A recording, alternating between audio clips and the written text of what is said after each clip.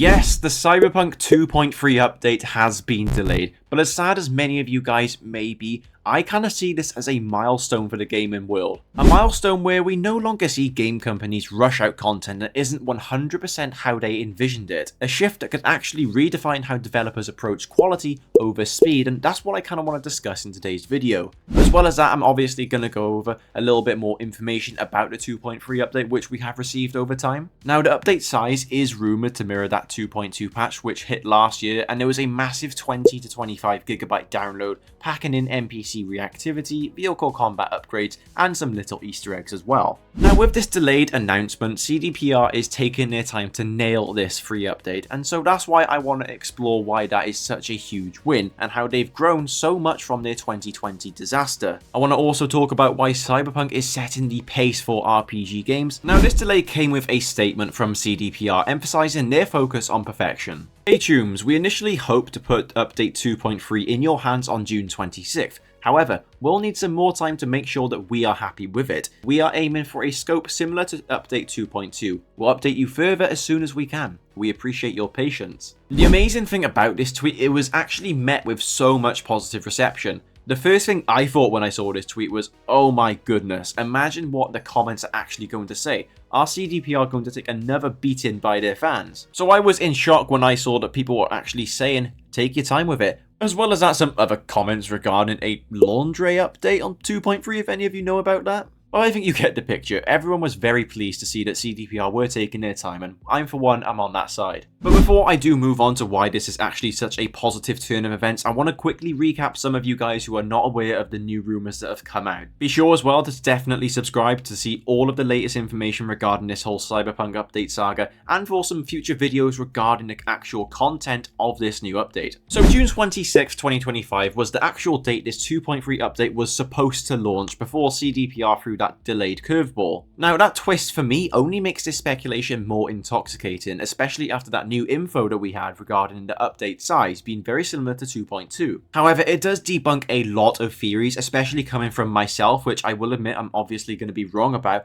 considering the whole fact that we were going to get some sort of mystery shadow drop DLC. That was not the case. It's not going to be an update of that magnitude, but hopefully we get something like that in the future. Who's to say this sort of little patch isn't laying the groundworks for something like that? But regardless, it is a lot of content coming, about 20 to 25 gigabytes to be precise. And in terms of new info regarding this 2.3 update, that is where it sort of ends. We obviously have the old info about the dissecting of character voices, etc. However, nothing quite new to add on top of that, so I'm not going to waste your time. If you do want to learn more about that, feel free to watch my previous videos where I talk a lot in depth about some of the other rumours, but just to get you up to speed on the latest news, that's all we have received. Now, what this is being compared to is that 2.2 patch, which dropped late last year with about 25 gigabyte download, and it introduced a lot of little details. To be precise, it had 10 new cars to the auto fixer, Johnny spawns 25% of the time in the car with you, photo mode improvements, a new gallery feature, frame photos in your apartment, more character customization features, in particular 100 plus new assets, and far more vehicle customization features, liveries, colors, etc. Now, the obvious absence of patch notes before anything has come out keeps the mystery thick. Obviously, we're going to get a stream and a shadow drop on the exact same day, so people are circulating all sorts of rumors. The most in-demand feature, which is something I would absolutely adore as well, is a new game plus mode. That would be absolutely game-changing because I could finally go back and actually 100% my game on the same character, because I made a few choices that I do kind of regret. So anyway, this is the sort of level that we're going to get. We're going to get a lot of new little features, but hopefully that one big game-changing one that overshadows all of it. Fingers crossed that we can get something big, but I don't mind whatever we get because, like I said, it's a free update. Now, let me dive a little bit more into this delay because it is the big talking point here. I want to talk about why CDPR's decision to actually delay something they're not entirely happy with should be absolutely celebrated. As I previously read out the tweet, CDPR laying out their reasoning that they're holding off to ensure the update is nothing short of perfection, citing the need to refine every element, whether it's the rumored 20 gigabyte size matching this 2.2 scope, or integrating potential DLC groundwork from this entire Virtuos leak I previously spoke about in other videos. This isn't necessarily about hitting a deadline, it's more of a bold statement to the industry that quality triumphs haste, potentially setting a precedent for other developers to rethink rushed releases in the market, often driven by pre-order hype. This isn't to say that CDPR are the only company who are delaying their games for the betterment of their fans. GTA 6 is the perfect example, obviously delaying it all the way to May 26, 2026. However, I like to think they are one of the companies who actually care about the quality of content they're putting out, especially after that entire 2020 release, which we all know far enough about. CDPR hit PS4 and Xbox One with a barrage of issues, infinite loading screens that stranded players, texture pop-ins turning characters into pixelated blobs, AI so broken NPCs ignored gunfights, and frame rates plummeting to single digits. This led to a lot of refund requests to overwhelm support systems, and the fallout was truly massive. PlayStation pulled it for months. CDPR's stock tanked by nearly 30% in 1 week, and they faced many lawsuits alleged deceptive marketing over pre-release trailers. This whole saga isn't something I necessarily like to talk about, and I'm sure many of you guys don't entirely want to hear about this again, but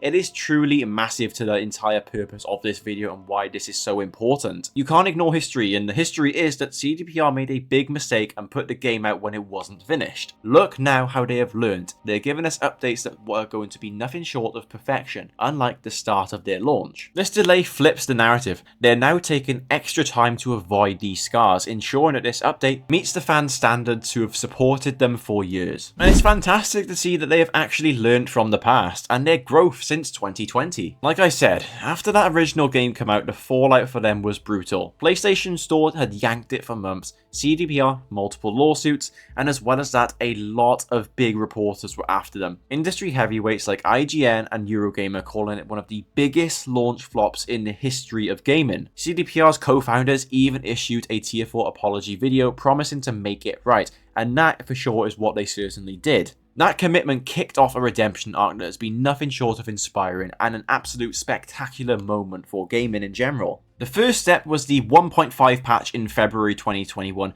a critical stability update that fixed crashes, improved frame rates, and then came the 2.0 update in September 2023, a massive overhaul for the perk system that rewrote the entire thing, and also a streamlined UI system with a revamped journal as well, earning a lot of praise from players, especially from myself, because I thought it was a huge improvement. And then most recently, 2.2 in March 2025 brought even more quality, and just overall a wave of polish. As a fan who has actually been with them since the dark days and almost turned my back on them completely, even though they made my favourite game of all time, The Witcher 3, watching CDPR turn criticism into action, hiring extra QA teams, extending crunch-free development cycles, and it feels like more of a victory lap. This delay isn't a pause, it's proof that they've actually learned, and it has me even more excited for this update and what it could actually bring. And things like this are truly why Cyberpunk sets that gold standard for RPG games all across the industry. Extending 2077's life 5 years post-launch,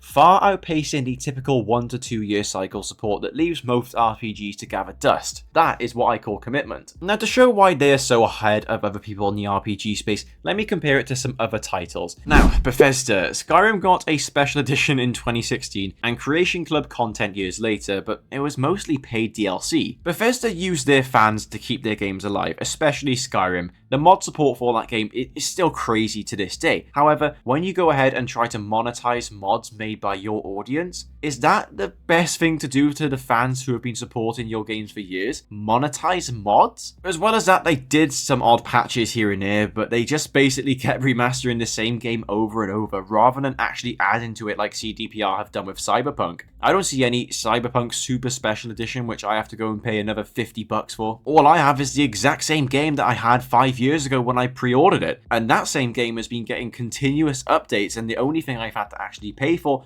was an entire expansion in Phantom Liberty, which, by the way, is one of the best DLCs of all time. So yeah, which company do you think I'd rather side with? Now, I'm hoping that these kind of actions from Cyberpunk and from CDPR in particular could inspire companies like Bethesda to give free content out in their future games. For example, rather than just re-releasing The Elder Scrolls 6 when it comes out in like 37 years, I think it would be nice if we could actually have continuous updates on top of one base game. Fair enough if you want to go ahead and add your expansions we can actually pay for, but give us actual occasional updates throughout the years just to keep your game fresh and alive. Stop relying on your modding community to basically do all the work for you, pretty much. This whole model, backed by Cyberpunk 2 as well in 2030s and The Witcher 4 potentially in 2028, could pressure other developers to adopt transparent timelines and post-launch care, moving away from crunch-driven launches. And for me, as a fan who has lived for this journey of seeing Night City thrive, I'm hoping that we can see it rub off on a few other games as well. And that, my friends, is why the Cyberpunk update coming is far more important than you think. But anyway, let me know what you think. Are you excited for this 2.3 update? Are you looking forward to seeing what could be added, and what would you actually like to see be added? Thank you very much once again for watching the entirety of this video. Let me know in the comments what Cyberpunk videos you would like to see me make as well, and obviously I'll keep you guys updated to any news, info, or anything else that we get in the future. Thank you very much for watching, and have a great rest of your day.